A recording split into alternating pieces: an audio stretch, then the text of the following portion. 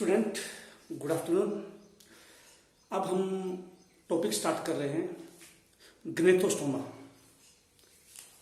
ग्नेथोस्टोमा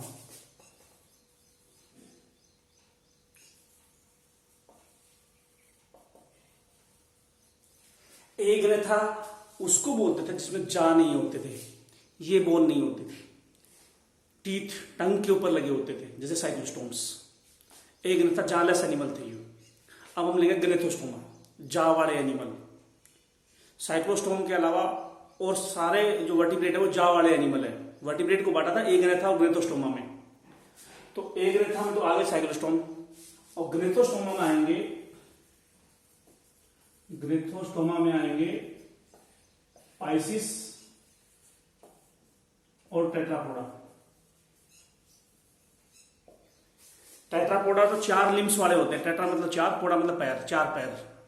चार टेट्रापोडा में चार आएंगे, एम्फीबिया, रेप्टाइलिया, एओस, मैमेलिया, वो बाद में करेंगे। जो टेट्रापोडा में आएंगे एम्फीबिया, रेप्टाइलिया, एओस, मैमेलिया, वो बाद में करेंगे। जो लेकिन पाइसिस में जो होती है तीन चीजें आती है पाइसिस के अंदर। पाइसिस के अंदर कॉन्डिक्थिसिस आती है, ओस्टिक्थिसिस आती है और प्लाकोडर्मी आती है। तीनों आती हैं, कॉन्डिक्थिसिस कार्टिलेजियस फिश, ओस्टिक्थिसिस बोनी फिश और प्लाकोडर्मी। प्लाकोडर्मी का एग्जांपल है क्लीमेटियस, एक्सटिंक्ट हो गई है। जिस तरह से ओस्ट्राकोडर्मी और साइक्लोस्टोम एक क्लास में आते थे, मतलब उनकी अलग अलग क्लास होती थी। ओस्ट्राकोडर्मी खत्म हो चुकी थी साइक्लोस्टोमा में। साइक्लोस्टोमा का जो ग्रुप था उसमें ओस्ट्राकोडर्मी खत्म हो चुकी थी। उसी तरह से क्लीमेटियस खत्म हो चुकी है इन ग्नेथोस्टोमा से। ग्नेथोस्टोमा किसको कहा? जिसमें ये बोन है, ये वाली और ये वाली जा बोन है, जिसमें दांत लगे हुए वो बोन है, वो ग्नेथोस्टोमा होते हैं। स्टोमा मतलब ओपनिंग, ग्नेथ मतलब जा है, उसमें टीथ है और ओपनिंग है। तो जा ओपनिंग है तो ग्नेथोस्टोमा है। तो फिश से लेकर मैमल तक सब ग्नेथोस्टोमा है। Fish, amphibia, reptilia, aves, mammalia. Gnathostoma में fish, amphibia, reptilia, aves, mammalia सारे आएंगे और एक ग्नेथा में आएंगे साइक्लोस्टोम। तो साइक्लोस्टोम में प्लाकोडर्मी, ओस्ट्राकोडर्मी और जो सी लैम्प्रे वगैरह आते थे। एक ग्नेथा में साइक्लोस्टोम भी आते थे और ओस्ट्राकोडर्मी भी आती थी। एक ग्नेथा में ओस्ट्राकोडर्मी भी आते थे, साइक्लोस्टोम आते, दोनों कर चुके हैं। लेकिन हम पढ़ेंगे पाइसिस। पाइसिस में सिर्फ फिश नहीं आती, ये दो फिश तो ये हैं, कॉन्डिक्थिस और ओस्टिक्थिस, इनके बारे में पढ़ना है। इनमें कार्टिलेज होता है, इनमें बोन होती है। पाइसिस में दो पढ़ेंगे, कार्टिलेज फिश और बोनी फिश। लेकिन प्लाकोडर्मी ये एक्सटिंक्ट हो गई, ये भी फिश थी, ये पहले की फिश थी जो खत्म हो गई है जो। और इसका एग्जाम्पल क्रीमेटियस है। तो इनमें भी स्केल आर्मर या कवच की तरह से होता था, स्केल जो होते थे। तो इनको भी आर्मर टाइप में होती थी। एक ओस्ट्राकोडर्मी में पढ़ा था, आर्मर कवच जैसे स्केल होते थे, उसमें जो आर्मर टाइप उसमें कवरिंग होती है, जो कवच जैसी कवरिंग होती है उसमें जो है ओस्ट्राकोडर्मी में जो। लेकिन यहां की अगर मैं बात करूं तो यहां पढ़ना है अपने को ना, यहां पे भी आर्मर लाइक कवरिंग है क्लीमेटियस के अंदर जो। लेकिन मेनली मैं कराऊंगा आज कॉन्डिक्थिसिस। आज टॉपिक रहेगा कॉन्डिक्थिसिस। कॉन्डिक्थिसिस पे कुछ नहीं बचेगा आपको, जो माइंड में एक भी क्वेश्चन रहेगा। तो मैंने क्या कहा, वर्टिब्रेट को दो में बांटा। एक ग्नेथा जिसमें सी लैम्प्रे वगैरह आते थे, साइक्लोस्टोमा आते थे, ओस्ट्राकोडर्मी जो एक्सटिंक्ट होगी वो आती थी। हो गया ग्नेथोस्टोमा। ग्नेथोस्टोमा के अंदर बोलते जाबोन होती है जो, और इसमें सारी फिश आ गई और टेट्रापोड आ गए, amphibia, reptilia, aves, Mammalia. Fish आ गई, amphibia, reptilia, aves, Mammalia.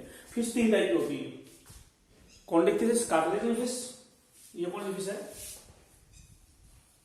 Cartilaginous fish. इसमें आ गई बोनी फिश। और प्लाकोडर्मी आर्मर कवच की तरह से कवरिंग होगी, लेकिन एक्सटिंक्ट हो चुकी है, ये आज नहीं मिलती। इनके बारे में नहीं पढ़ेंगे हम, जो इन दो के बारे में पढ़ना है। तो मैं आज कार्टिलेजियस फिश करा रहा हूं, वो फिश कराऊंगा जिसका स्कर्टन कार्टिलेज का है।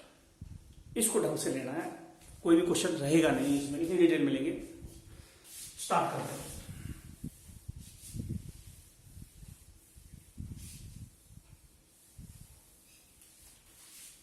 रेडी हो? कॉन्डिक्थिसिस मतलब कार्टिलेजियस फिश।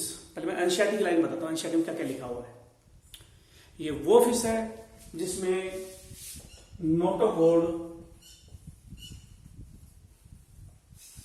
बर्थ के बाद रह जाता है।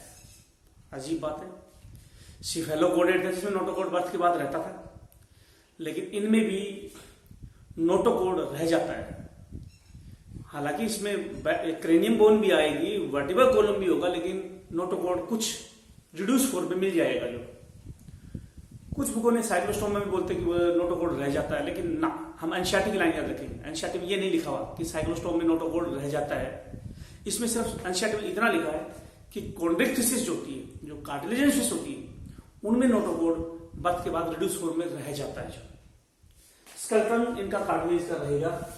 कॉन्ड्रो वर्ड जहां भी आ जाए इसका मतलब होता है कार्टिलेज, और इक्थिस का मतलब होता है फिश।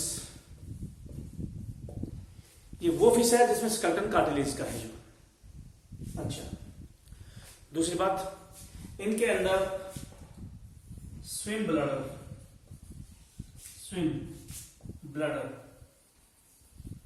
या एयर ब्लडर नहीं होता। Swim bladder, air bladder bony fish के अंदर होता है, और इसका फायदा यह है कि बगैर स्विम किए, बगैर तैरे, इसकी वजह से अपने आप को वाटर में किसी लेवल पर रख लेगी फिश। कैसे? जब स्विम ब्लडर में हवा भर लेगी फिश, बोनीफिश, तो ऊपर आ जाएगी, हल्की हो जाएगी, ऊपर आ जाएगी, और जैसे जैसे हवा निकालेगी धीरे धीरे वो बोनीफिश नीचे चली जाएगी। जो तो अपने आप को वाटर में किसी भी लेवल पर रखना हो तो स्विम ब्लडर से रख सकती है बोनीफिश, बस वो बगैर स्विम किए। इसलिए क्वेश्चन आता है, एनसीईआरटी की लाइन है कि कार्टिलेजिनस फिश को अगर वाटर में कहीं पे भी रखना है तो कंटिन्यूअसली स्विम करना पड़ेगा। वो बगैर स्विम करे, बगैर स्विम किए कहीं पे भी रख नहीं सकती, क्योंकि उनमें एयर ब्लडर नहीं होता है। इनको किसी भी लेवल पर रखना है तो कंटिन्यूअसली स्विमिंग करनी पड़ेगी। लेकिन बोनीफिश कहीं पे भी रखना हो, बोनीफिश को क्या करेगी? उसको स्विमिंग करने की जरूरत नहीं है। एयर ब्लडर के अंदर एयर ज्यादा या कम करके वो अपने आप को लेवल पर रख सकती है। ठीक है, तो ये था स्विम ब्लडर, एयर ब्लडर के बारे में। कॉन्ड्रिक्टिसिस में एब्सेंट है। और ये पोइकिलोथर्म है।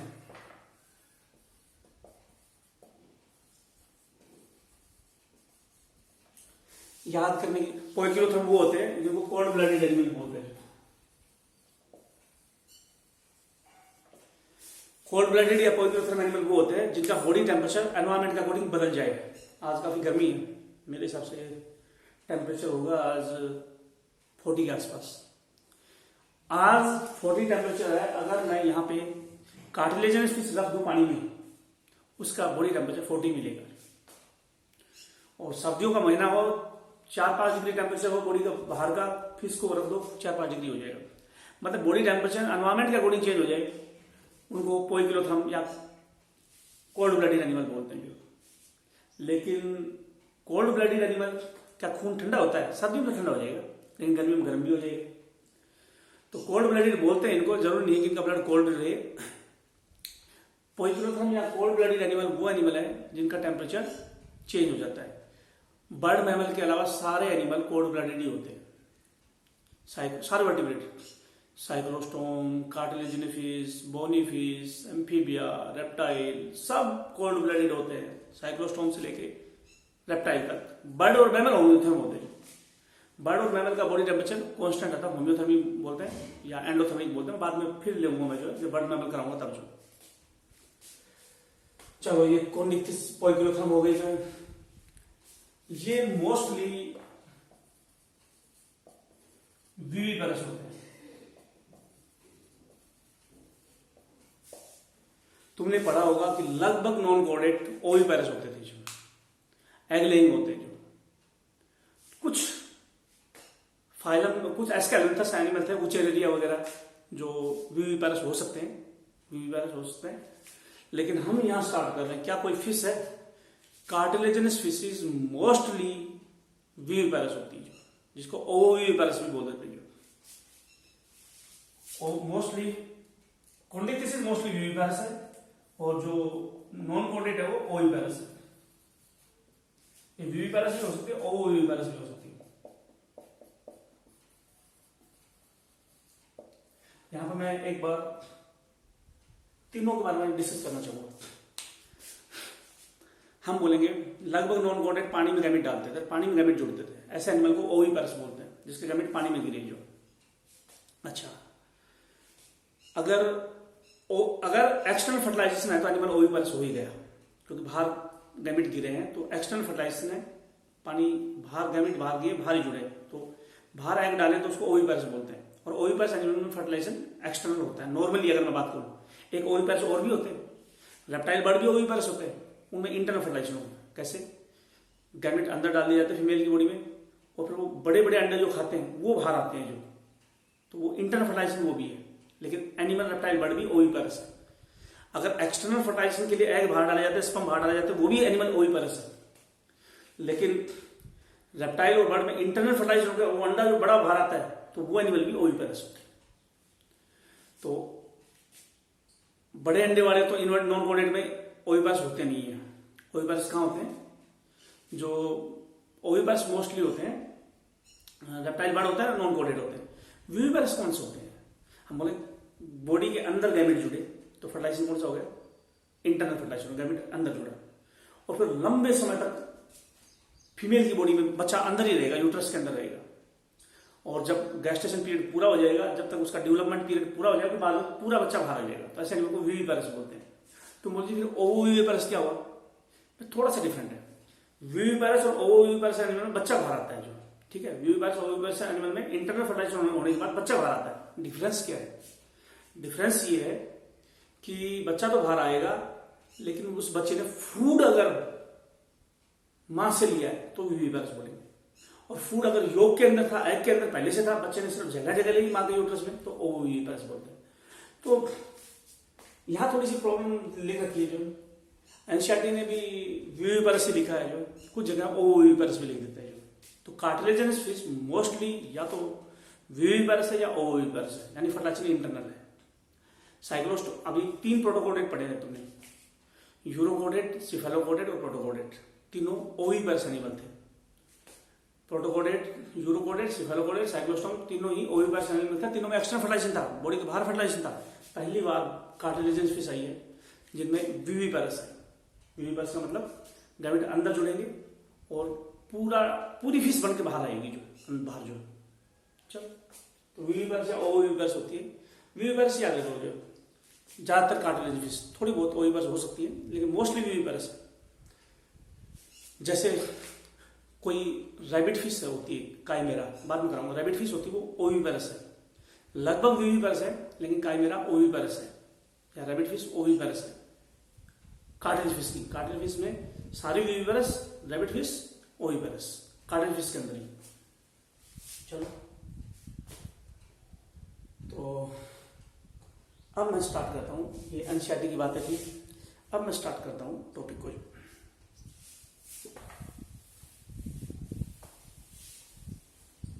अब टॉपिक स्टार्ट करते पहले तो इसकी एक एक चीज लेते हैं। जो नॉर्मली अगर मैं बात करूं फिन्स के बारे में बात करता हूं पहले। एक नॉर्मल फिश में कौन कौन सी फिन्स होती है?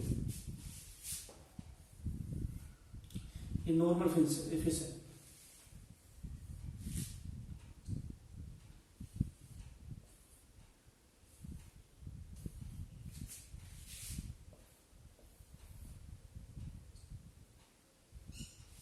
देखो,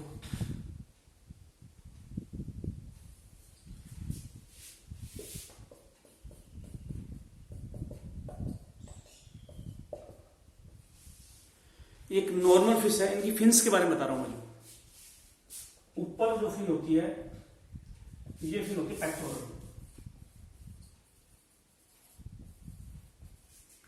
ये होती है पेल्विक फिन, ये होती है एनल फिन, ये होती है डोर्सल फिन, ये होती है कोडल फिन, और ये होती है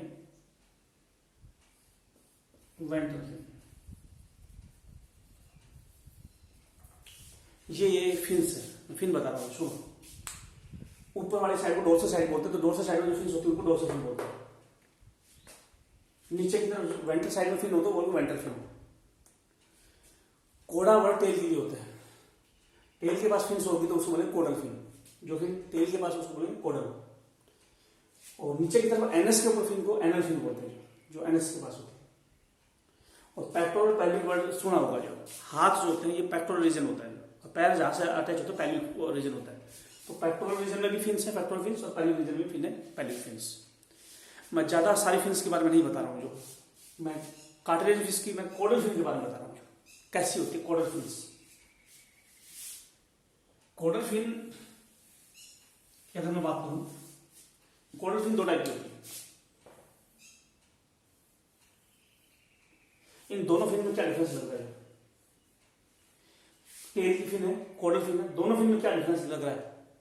नीचे वाली फिन बोनी फिश की है, नीचे वाली फिन बोनी फिश की है, ऊपर वाली फिन कार्टिलेजिनस फिश की है,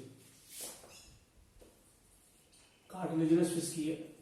दोनों में नीचे वाली सिमेट्रिकल है,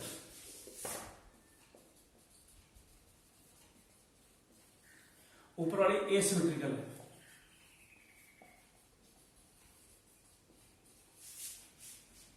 तो इसको एसिमेट्रिकल को बोलते हैं हेटेरोसर्कल, नीचे वाले सिमेट्रिकल को बोलते हैं होमोसर्कल। जो फिन सिमेट्रिकल हो, ऊपर और नीचे से सिमेट्री है, एक जैसी ऊपर नीचे से, तो उसको होमोसर्कल फिन बोलते हैं, वो बोनी फिश के अंदर होती है।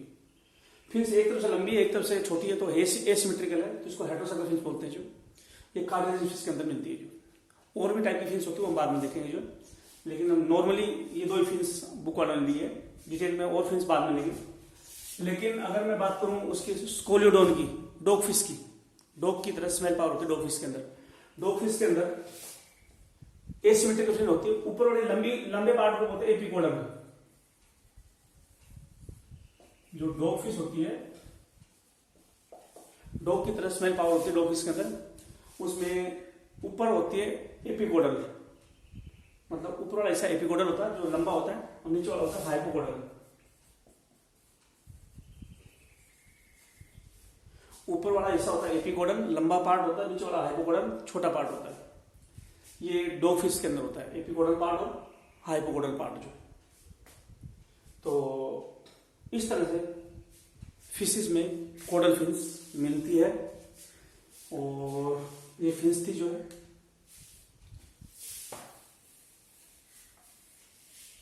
अब लेते हैं इसका कार्टिलेजिनस फिश का सर्कुलेटरी सिस्टम।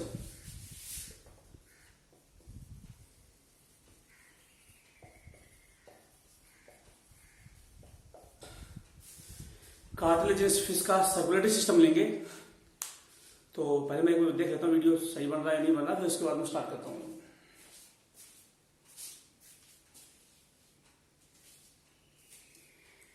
कार्टिलेजिनस फिश का सर्कुलेटरी सिस्टम लेते हैं। जो सर्कुलेटरी सिस्टम वर्टिब्रेट का क्लोज ही होता है, कोई बताने की जरूरत नहीं होती, ओपन किसी भी वर्टिब्रेट में नहीं होता है। साइक्लोस्टोम से लेकर मैं एंड तक बोलता चलूंगा, क्लोज सर्कुलेटरी सिस्टम है, क्लोज सर्कुलेटरी सिस्टम है सभी में। तो सर्कुलेटरी सिस्टम तो क्लोज रहेगा। इसके कोई भी फिश हो, चाहे कार्टिलेज फिश हो या बोनी फिश हो, हार्ट में दो चैम्बर होती है, और दो एक्स्ट्रा चैम्बर थी उनको काउंट नहीं करते, दो चैम्बर काउंट करते हैं। और मैंने ये चैम्बर के नाम बताए थे साइक्लोस्टोम में। जो ऊपर वाली चैम्बर है आर्ट्रियम, नीचे वाली चैम्बर है वेंट्रिकल, ऊपर छोटी चैम्बर है साइनस वीनसस, उससे नीचे चैम्बर है कोनस आर्टियोसस। दो चैम्बर है,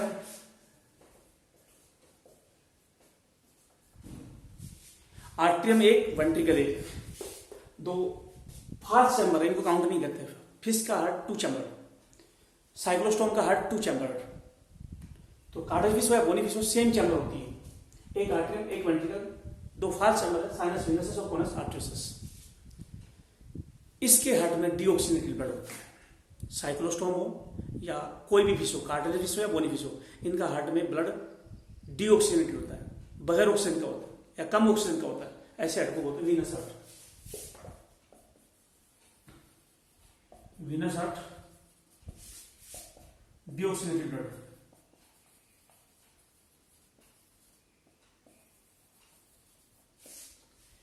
फिश के हार्ट के अंदर, जो फिश या मछलियों का हार्ट है, फिश या मछलियों का हार्ट है, उसमें डीऑक्सीजनेटेड ब्लड होता है, कम ऑक्सीजन वाला ब्लड होता है, ऐसे हार्ट को वीनस हार्ट बोलते हैं, क्योंकि वीन के अंदर ऐसा होता है, वीन के जैसा ब्लड है, वीन में डीऑक्सीजनेटेड ब्लड होता है, इसलिए हार्ट को बोलेंगे वीनस हार्ट। वीन जैसा ब्लड रखे हार्ट, तो उस हार्ट को बोलेंगे venous heart, deoxygenated blood.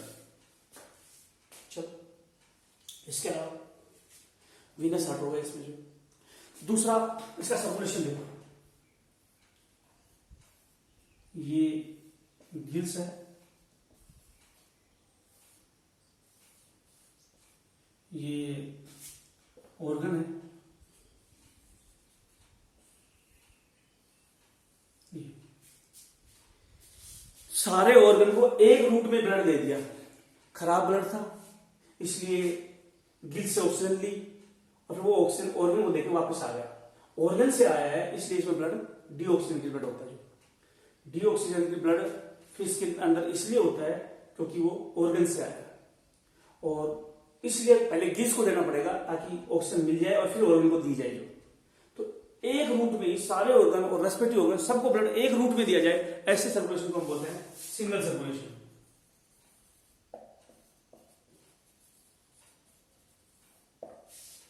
Single circulation क्या होता है? हार्ट एक रूट में सबको ब्लड दे दे, गिल्स को भी ऑर्गन को भी, फिर ले ले। तुम बोलोगे कि हमारे अंदर तो ऐसा नहीं था, लेफ्ट साइड का ब्लड तो जाता है ऑक्सीजनेटेड है इसलिए ऑर्गन को, और राइट साइड का डीऑक्सीजनेटेड ब्लड है इसलिए वो लंग्स को जाता है। तो डबल सर्कुलेशन था हमारे अंदर, तो आगे भी डबल सर्कुलेशन आएगा, जहां लंग्स आ जाएगा वहां डबल सर्कुलेशन आ जाएगा। एक सप्लाई होगी लंग्स को, एक सप्लाई बाकी के ऑर्गन को होगी ब्लड की, जो इसको डबल सर्कुलेशन बोलते हैं। लेकिन फिशेस के अंदर, साइक्लोस्टोम के अंदर, दोनों फिश के अंदर, कार्टरी फिश के अंदर, बोनी फिश के अंदर सिंगल सर्कुलेशन ब्लड का होता है। प्राण के अंदर उल्टा है, कभी याद हो तो हाथों बड़ा फाइल में पढ़ा था। प्राण के अंदर क्या होता है? ऐसे होता है, ये चैम्बर, ये प्राण है, ये हार्ट है। लेकिन प्राण के अंदर आर्टीरियल हार्ट होता है। प्राण जो होता है जिसको खाते हैं इंडिया में, दुनिया का सबसे ज्यादा प्राण इंडिया में पैदा होता है, प्राण को खाते हैं जो। तो प्राण जो होता है, PRAWN, प्राण जो होता है उसका हार्ट आर्टरियल होता है, ऑक्सीजनेटेड ब्लड होता है। तो फिर उसमें ब्लड फ्लो कैसे करेगा पता है? उसमें भी सिंगल सर्कुलेशन है, कैसे फ्लो करेगा? आर्टरियल ब्लड है, अच्छा ब्लड है, तो पहले कहां जाएगा? ऑर्गन को, गिल्स बाद में आएंगे। अच्छा ब्लड है तो ऑर्गन को दे देंगे ऑक्सीजन, खराब ब्लड होगा गिल्स से ऑक्सीजन लेके वापस आ जाएंगे। तो प्राण के अंदर आर्टरियल हार्ट होता है, इसलिए होता है क्योंकि वो गिल्स से आता है, तो ऑक्सीजनेटेड ब्लड गिल्स से आएगा, अच्छा ही रहेगा। और जबकि खराब, अच्छा ब्लड इसलिए ऑर्गन को दे देगा पहले और गिल्स से वापस आएगा। लेकिन उल्टा होता है, पहले प्राण के अंदर तो पहले ऑर्गन को जाता है ऑक्सीजनेटेड ब्लड इसलिए, और गिल्स से वापस जाता है। लेकिन फिशिस के अंदर, साइक्लोस्टोम के अंदर वीनस हार्ट है, खराब ब्लड इसलिए पहले कहां जाएगा? खराब ब्लड गिल्स से ऑक्सीजन लेकर फिर ऑर्गन को देख के फिर वापस आएगा। तो थोड़ा सा किस ऑर्गन को दिया जा रहा है इस पर डिफरेंस है प्राण के अंदर और फिशिस के अंदर। और हार्ट के अंदर ऑक्सीजनेटेड ब्लड है, डीऑक्सीजनेटेड ब्लड है, इस पर डिफरेंस है। तो आर्टरी हार्ट प्राण में होता है और आर्टरी की तरह से ब्लड होता है, ऑक्सीजनेटेड ब्लड होता है। वीनस हार्ट डीऑक्सीजनेटेड ब्लड होता है, उसमें वीन जैसा ब्लड होता है। तो ये था इसका सर्कुलेशन। तो मुझे हार्ट के बाद पेरिकार्डियम मेम्ब्रेन होती है प्राण के, इनके अंदर होती है क्या? फिश के अंदर जो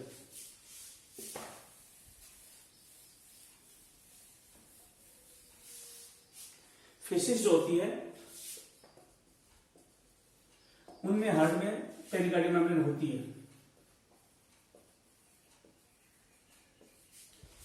हार्ट के बाहर एक मेम्ब्रेन होती है पेरिकार्डियम, वो फिश के अंदर भी होती है, जैसे वुमेन के अंदर होती है। और पेरिकार्डियम दो होती है, ये मानो हार्ट है, ये हार्ट है, इसका टू चैम्बर है, ये आर्टरियम, ये वेंट्रिकल, ये पेरिकार्डियम। बाहर वाली होती है पेराइटल पेरिकार्डियम, अंदर वाली होती है विसरल, और इनके बीच में होती है पेरिकार्डियल कैविटी।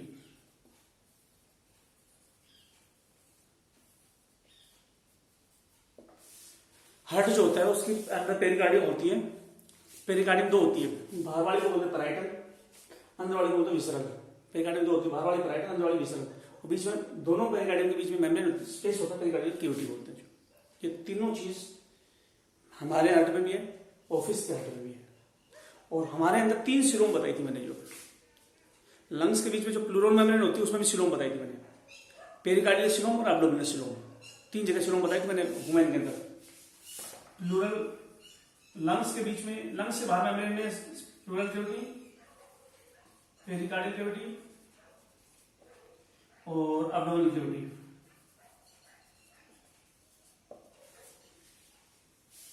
ये लंग है,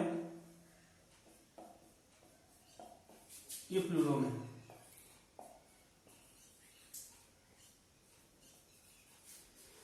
जो लंग्स होता है उसके बाहर 2 मेम्ब्रेन होती है, दोनों को प्लूरल बोलते हैं। और इसमें खाली जगह को प्लूरल कैविटी बोलते हैं। लंग्स में 2 मेम्ब्रेन होते हैं, लंग्स के बाद प्लूरल बोलते हैं, पैराइटल विसरल बोलते हैं, दोनों words, parietal pleural, visceral pleural. उसके बाहर बीच में जो कैविटी थी प्लूरल कैविटी। तो प्लूरल कैविटी हमारे अंदर लंग्स के बाहर होती है, हार्ट के बाद पेरिकार्डियल कैविटी होती है 2 मेम्ब्रेन के बीच में, और एक एब्डोमिनल कैविटी होती है। 3 सिलोम होते हैं हमारे अंदर। फिश के अंदर कितनी सिलोम होती है? कार्डियल फिश के अंदर तो बोले लंग्स तो होता ही नहीं, तो प्लूरल कैविटी तो मिलेगी नहीं। 2 ही सिलोम होती है, पेरिकार्डियल सिलोम और एब्डोमिनल सिलोम। जो फिशेस होती है उसमें 2 सिलोम होती है, एक पेरिकार्डियल सिलोम होती है, एक एब्डोमिनल। एक पेट में होती है, एक ऑर्गन के बाहर होती है पेट के अंदर, और जो भी है स्टमक, इंटेस्टाइन, इनके बाहर सिलोम है, उसकी बात कर रहा हूँ मैं, एब्डोमिनल सिलोम। एब्डोमिनल सिलोम तो कहाँ है? जो ऑर्गन के बाहर है जो। और एक सिलोम यहाँ है हार्ट के बाहर, लेकिन लंग्स के बाहर, फिशेस के अंदर नहीं है। हमारे अंदर 3 सिलोम है, लंग्स के बीच में, लंग्स के बाहर जो मेम्ब्रेन उनके बीच में, हार्ट के बाहर 2 मेम्ब्रेन उनके बीच में, और एब्डोमेन के बाहर। ये 3 सिलोम होती है। इनमें से एक सिलोम अपसेंट है फिश के अंदर, वो है प्लूरल सिलोम, क्योंकि लंग्स ही नहीं है तो मेम्ब्रेन कहां से होंगे? Pleural membrane. आरबीसी स्टार्ट हो गए जो आरबीसी सभी वर्टिब्रेट में, साइक्लोस्टोम से मैमल तक, साइक्लोस्टोम, फिश, एम्फीबिया, रेप्टाइल, सब में आरबीसी है। तो इनमें भी आरबीसी होगा, कोई नई बात नहीं है। सिर्फ मैमल का आरबीसी होता है जिसमें न्यूक्लियस नहीं होता जो, और सभी का आरबीसी में न्यूक्लियस होता है। तो न्यूक्लियस आरबीसी स्टार्ट हो गई है। और ये सारे कैरेक्टरिस्टिक वर्टिब्रेट की भी है, जितने भी बता रहा हूँ, जितने भी कैरेक्टरिस्टिक पूरा डिटेल में पढ़ लेंगे। लास्ट में वर्टिब्रेट कैरेक्टरिस्टिक एंड में कर लेंगे, जो जानबूझ के मैंने बेसिक थोड़े बहुत बता रखे हैं जो। तो ये सारी डिटेल पढ़ेंगे, उसके बाद में आराम से निकल जाएंगे। तो न्यूक्लिएटेड आरबीसी होते हैं, किसके अंदर होते हैं न्यूक्लिएटेड आरबीसी? न्यूक्लिएटेड आरबीसी जो होते हैं वो होते हैं कार्टिलेजिनस फिश के अंदर। सभी के अंदर होता है, वर्टिब्रेट में सभी में आरबीसी न्यूक्लिएटेड होते हैं, मैमल को छोड़ के। चलो, हीमोग्लोबिन आ गई है आरबीसी के अंदर जो। आरबीसी इरेगुलर थे सीलम्प्रे के जो साइक्लोस्टोम्स के। लगभग आरबीसी सभी के ये होते हैं, इस शेप के होते हैं, ओवल और बाइकन्वेक्स। ओवल और बाइकन्वेक्स, ओवल मतलब एग लाइक, और बाइकन्वेक्स मतलब दोनों तरफ से उभार है, गड्ढा नहीं है। तो ओवल और बाइकन्वेक्स आरबीसी होते हैं लगभग सभी के जो। मैमल के अलग टाइप होते हैं, वो अभी मैं नहीं कराऊंगा, जो उभार बनेंगे।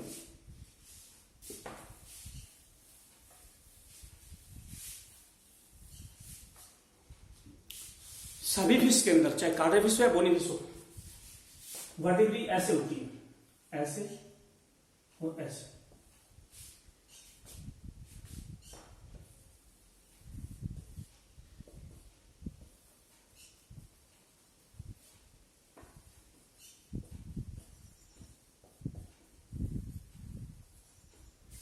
जितने भी वर्टिब्री होती है, वर्टिब्री बात कर रहा हूं, वर्टिब्रा या वर्टिब्री। वर्टिब्रल कॉलम जो होती है, रीढ़ की हड्डी जो होती है, वर्टिब्रल कॉलम या रीढ़ की हड्डी जो होती है, उसमें वर्टिब्री होती है। वर्टिब्रल कॉलम रीढ़ की हड्डी को बोलते हैं, उसमें छोटी छोटी हड्डियां होती है जिनको वर्टिब्री या वर्टिब्रा बोलते हैं। हमारे अंदर 33 वर्टिब्री है, पता होगा। और वर्टिब्रा जो होती है, इसमें ऊपर भी गड्ढा हो, नीचे भी गड्ढा हो। वर्टिब्री का चौड़े वाला पार्ट को सेंटर बोलते हैं, इसको नहीं बोलते सेंटर, इसको बोलते हैं। वर्टिब्री जो होती है बैकबोन के अंदर होती है, ये बोन होती है। और वर्टिब्री में चौड़ा पार्ट जो है वो सेंटर में, बाकी का पार्ट छोड़ दो, उसके बारे में अभी बात नहीं करूंगा। वर्टिब्री में ये सेंटर में, बाकी का पार्ट छोड़ दो। सेंटर में ऊपर भी गड्ढा हो, नीचे भी गड्ढा हो, तो उस वर्टिब्री को बोलते हैं एम्फिसिलस। सेंटर में ऊपर भी कैविटी है, नीचे भी कैविटी है, तो वर्टिब्री को बोलते हैं एम्फिसिलस। तो फिश जो है, कोई भी हो, कार्टिलेजिनस फिश हो या बोनी फिश हो, वर्टिब्री कैसी होती है? एम्फीसिलस होती है। एम्फीसिलस किसको बोलते हैं? Cavity on upper side and lower side of Centrum of vertebrae. Vertebrae जो है उसकी सेंट्रम में ऊपर भी कैविटी और नीचे भी कैविटी, तो बोलते हैं एम्फीसिलस। एम्फी का मतलब दोनों तरफ, सिलस मतलब सिलोम, कैविटी ऊपर भी है नीचे भी, तो एम्फीसिलस वर्टिब्री हम बोलते हैं। तो एम्फीसिलस वर्टिब्री ऊपर भी कैविटी है नीचे भी कैविटी है, उसको बोलते हैं। तो फिश कोई भी हो एम्फीसिलस वर्टिब्री ही मिलते हैं। एम्फीबिया रेप्टाइल में किस टाइप की वर्टिब्री मिलेंगे वो बाद में करूंगा जो, ठीक है ना। वर्टिब्रेट है तो वर्टिब्री तो मिलेगी, तो किस टाइप की मिलेगी वो बढ़ रहे हैं।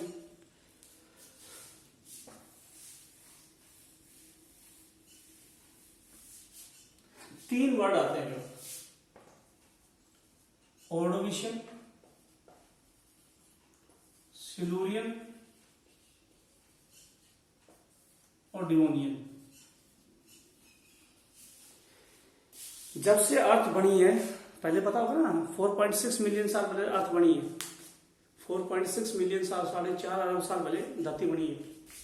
बाद में उसको 1 अरब साल बाद 3.7 million year back life I है इस धरती पे। इस धरती पे 3.5 अरब साल बाद में आई है, 3.5 अरब साल पहले लाइफ आई है इस पे। पहले इस धरती पे लाइफ नहीं होती थी, पहले तो अर्थ ही नहीं होती थी यहाँ पे, जो इस स्पेस में अर्थ नहीं होती थी। तो जब से अर्थ बनी है, जब से लाइफ आई है, तब से लेके अब तक के टाइम को छोटे छोटे टाइम में बांट रखा है। उनमें 3 टाइम ये है। अब मैं पूरा जियोलॉजिकल टाइम स्केल तो नहीं करूंगा। जब से अर्थ बनी है, जब से लाइफ आई है, तब से लेके अब तक के टाइम को छोटे छोटे टाइम में, पीरियड में बांटते हैं। उन पीरियड को ये नाम देते हैं। क्या नाम है?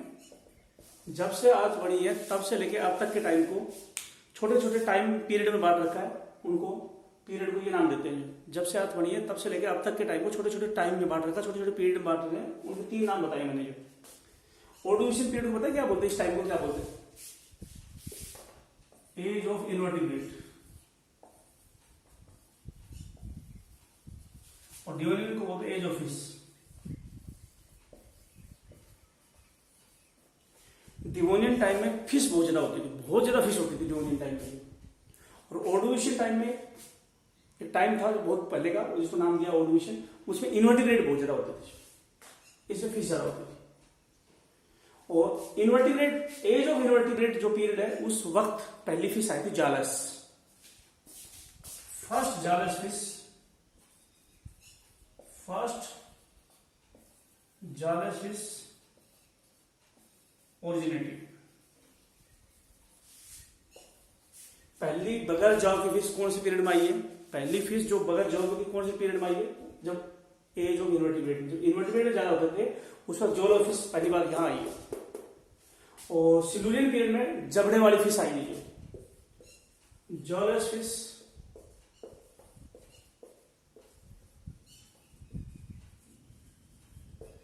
जा कंटेनिंग फिश, बगैर जबड़े की फिश आई है ऑर्डोविशियन टाइम में, जब इन्वर्टिब्रेट का टाइम था। अगले टाइम में सिलूरियन में जबड़े वाली फिश आ गई है, और इसको डिवोनियन को एज ऑफ फिश बोलते हैं। यहां एम्फीबिया ओरिजिनेट हुए, एम्फीबिया ओरिजिनेटेड।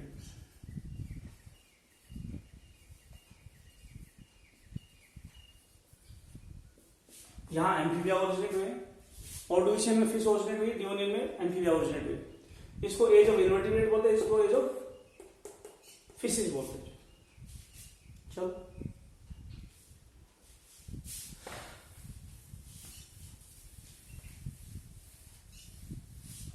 इसके अलावा फिन्स हो गई। डाइजेस्टिव सिस्टम में आपको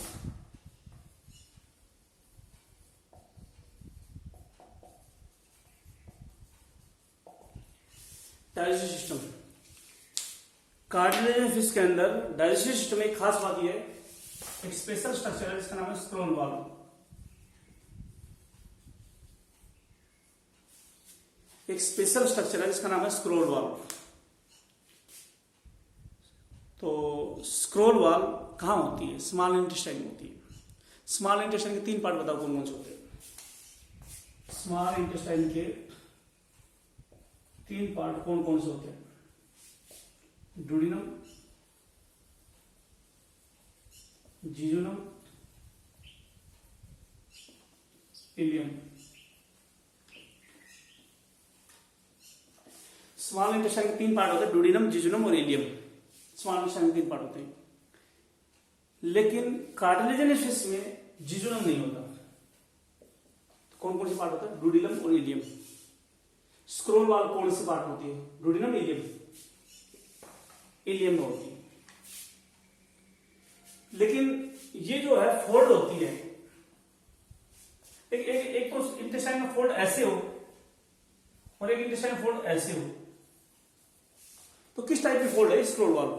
ट्रांसवर्स फोल्ड है ये, ऐसे ये ट्रांसवर्स फोल्ड है या लॉन्गिट्यूडनल फोल्ड है? लॉन्गिट्यूडनल फोल्ड है।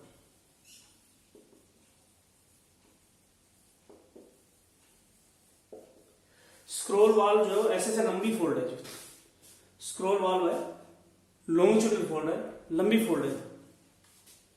स्क्रोल वाल है लंबी फोल्ड है, लॉन्गिट्यूडनल फोल्ड है। चलो, और इस फोल्ड का एक काम यह है कि फूड यहां से धीरे धीरे फोल्ड होने की वजह से फूड धीरे धीरे पास होगा। स्क्रोल वाल में फूड धीरे धीरे पास होगा, इसलिए धीरे पास होगा, अब्जॉर्प्शन बढ़ जाएगा। तो स्क्रोल वाल की वजह से फूड ज्यादा ऑब्जॉर्व होता है इनके अंदर। लेकिन कार्टिलेजिनस में जो है एनएस होता है या ओपरकुलम या होता है, एनएस होता है या क्लोका होता है। एनएस का मतलब होता है सिर्फ एलिमेंट्री कैनाल का वेस्ट मटेरियल इस छेद से बाहर आता है, फेसिस बाहर आता है, लैटिन बाहर आता है। लेकिन जिस छेद से यूरिन भी, पेशाब भी बाहर है, स्पर्म भी, गैमेट भी बाहर है, स्पर्म एग भी बाहर है और लैटिन भी बाहर है, मतलब टॉयलेट भी बाहर है, मतलब फेसिस बाहर है, तो उसको क्लोका बोलते हैं। जो एनएस में फेसिस बाहर होता है, तो मोस्टली क्लोका है। लेकिन जो रेड फिश होती है, रैबिट फिश होती है, उसमें रेड फिश या रैबिट फिश एक्सेप्शन है, जिसमें एनएस होता है। जो लगभग क्लोका है इसके अंदर, लगभग फिश में क्लोका है लेकिन एनएस होता है। रेड फिश या रैबिट फिश में होती है, उसमें एनएस होता है। जो तो ये भी है। ये क्या है? ये डाइजेस्टिव सिस्टम है इसका, जो है फिशिस का, कार्डियल फिश का। जबकि टिफ्लोसोल था सरफेस एरिया बढ़ाने के लिए, किसमें? साइक्लोस्टोम में और आर्थ्रोम में। साइक्लोस्टोम, आर्थ्रोम में टिफ्लोसोल होता है सरफेस एरिया इंक्रीज करने के लिए। यहाँ स्क्रोल वाल है सरफेस एरिया इंक्रीज करने के लिए। ये स्क्रोल वाल जो होती है, ये किस तरह से फोल्ड होती है? ऐसे क्लॉकवाइज या एंटी क्लॉकवाइज? तो एंटी क्लॉकवाइज, घड़ी की तरह से, सुई की तरह से फोल्डेड हो तो क्लॉकवाइज बोलते हैं। जो और अपोजिट डायरेक्शन में हो तो एंटी क्लॉकवाइज। तो एंटी क्लॉकवाइज फोल्ड है ये जो स्क्रोल वाल की फोल्ड है।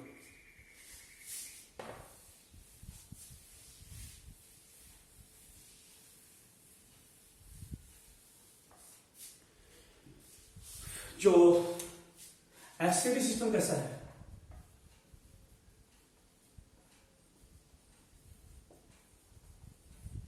एस्केटी सिस्टम कैसा होता है इन कार्टिलेजिनस फिश का? जो एस्केटी सिस्टम, तो मैं बोलूंगा मीजोनेफ्रिक किडनी होती है।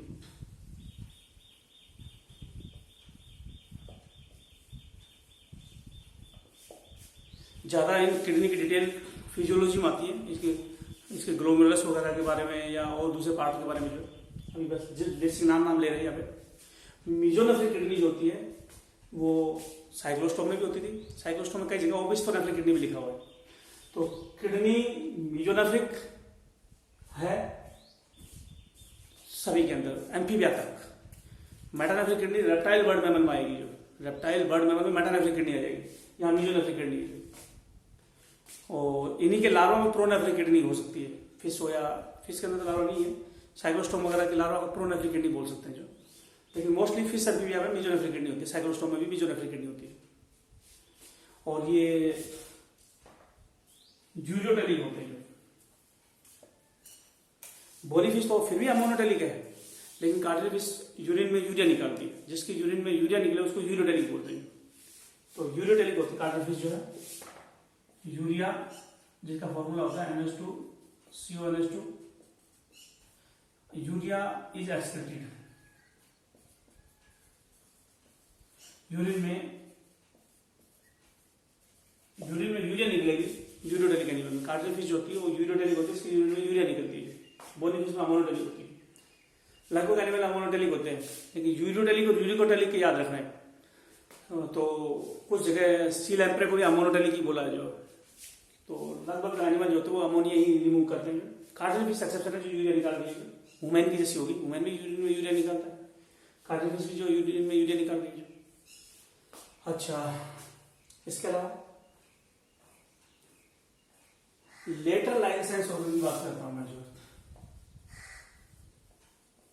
लेटर लाइन सेंस ऑर्गन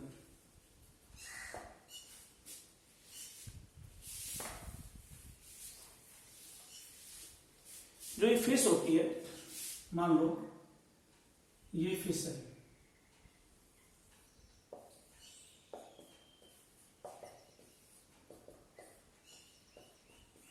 ये फिश है, एक लाइन लगी होती है सिर से लेकर लास्ट तक, इसको लेटर लाइन बोलते हैं।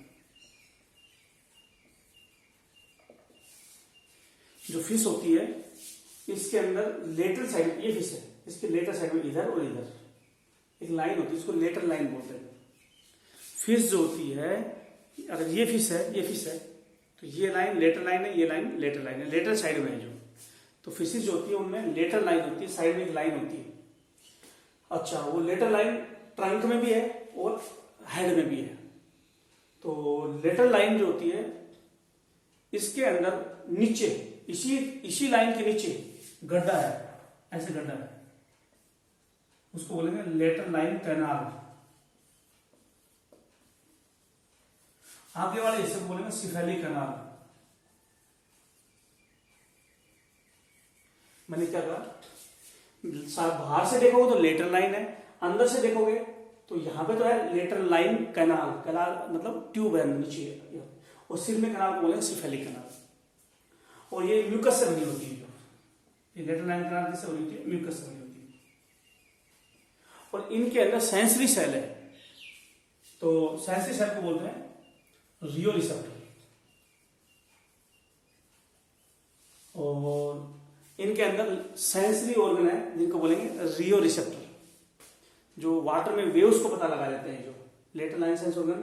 अच्छा, लेटर लाइन होगी, बाहर लेटर लाइन, अंदर गड्ढा कैनाल, उसमें रियो रिसेप्टर है, और यहां से मैसेज ब्रेन के पास जाता है।